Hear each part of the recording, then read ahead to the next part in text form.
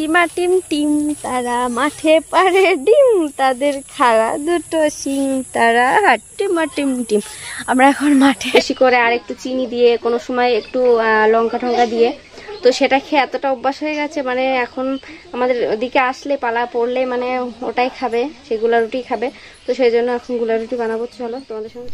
So hello everyone, আসসালামু আলাইকুম। কেমন আছো সবাই? আশা করছি আমার ভাই বন্ধুরা পুরো সবাই খুব ভালো আছে, সুস্থ আছো। আমিও যে ভালো আছি, সুস্থ আছি, তোমাদের দোয়ায়, তোমাদের ভালোবাসা। আর দেখো সকাল সকাল আমার শ্বশুরকে কাজে লাগিয়ে দিয়েছি, মানে গাছ লাগাও জীবন বাঁচাও, তাই না? গাছ লাগাতে হবে জীবন বাঁচাতে চাইলে। তো আমাদের গ্রাম এলাকায় যারা বাড়ি তারা কিন্তু গাছটাই বেশি ভালোবাসে, আমিও ভালোবাসি। তো এখানে একটা নারকেল গাছ কলপাড়েই ছিল, বাট পানি লেগে লেগে না একদম খারাপ হয়ে যাচ্ছিলো। তো ভাবলাম একটু উপরের দিকে লাগানো যাক, তো উপরের দিকে লাগাচ্ছি। আর একটু কলপাটা পরিষ্কার করতে হবে, খুবই ময়লা জমে গেছে, কারণ যেহেতু বর্ষা ছিল কয়েকদিন ধরে, আর এখন তার জন্য একটু পরিষ্কার করা হচ্ছে, শ্বশুরকে কাজে লাগিয়ে দিয়েছি। তো চলো ফাইনালি আমার কিন্তু নারকেল গাছটা লাগানো হয়ে গেছে। কেমন লাগছে বলো নারকেল গাছটা? আরও একটা আছে ওই দিকটাই। তো চলো ফুল ভিডিওটা দেখতে খাও, আশা করছি ভালো লাগবে।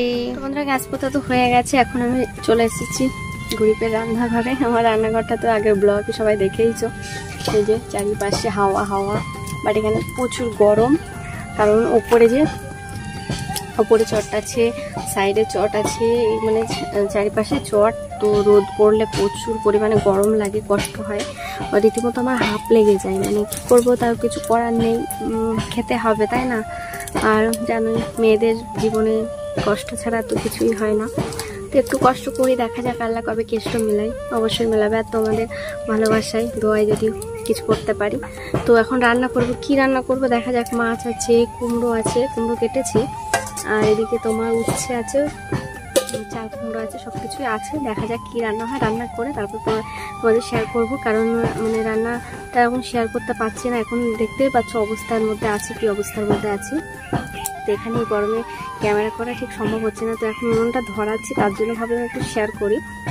আর আজকে আবার বৃষ্টিও হয়েছে, সকালের দিকে বৃষ্টি হয়েছে, তো মানে এগুলো একটু নরম হয়ে গেছে, মানে প্রচুর কষ্ট হবে এখন উনুনটা ধরাতে গেলে।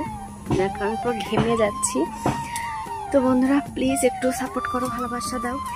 আর কি বলবো, পরে আবার কথা হচ্ছে, আগে রান্নাটা সেরে নিই ঝটপট করে, তারপর আবার পরে কথা হবে। চলো রান্না বান্না সব হয়ে গেছে, এখন আমি কিছু রিলস বানাচ্ছিলাম, আর এদিকে বাবুটা চলে এসেছে, তো রিলস বানালো আমার সঙ্গে কথা। তো এখনো খাওয়া দাওয়া হয়নি, চলো এবার খাওয়া দাওয়া করবো। আর কি রান্না করলাম সেটাও দেখিয়ে দিই, চলো। আজকে একদম নিরামিষ, কোনো মাছ মাংস কিছু নেই। এই বাবা ফটো পড়ে যাবে, ভেঙে যাবে, ভেঙে যাবে। কে এটা? কে এটা? কে বলো? আব্বা। তি নাই, বলো আব্বা। বলে তি, ওটা আব্বা। এইদিকে তাকা, আবার কি? একটা হাম দাও, একটা হাম দাও, একটা হাম দাও, একটা হাম দাও। এদিকে ঘোর, এদিক ঘোরো, এদিক ঘোরো। বলো তি নাই, বলো আব্বা। সবার আগে শুধু বলে তি তি, বলো তি। কি বলো? কি বলছো সবাই? কি জানি, খুললাম তো, ওই তো। চলো খাওয়া দাওয়া করে পরে কথা হচ্ছে। টিমা টিম টিম তারা মাঠে পারে ডিম, তাদের খাড়া দুটো শিং তারা টিমা টিম টিম। আমরা এখন মাঠে এসেছি ঘুরতে, মানে বাবুটা খুব কান্না করছে, বসবেই না বাড়িতে, একদমই বসতেই চাইছে না। তো চলে আসলাম মাঠের দৃশ্যটা তোমাদের সঙ্গে শেয়ার করতে। দেখো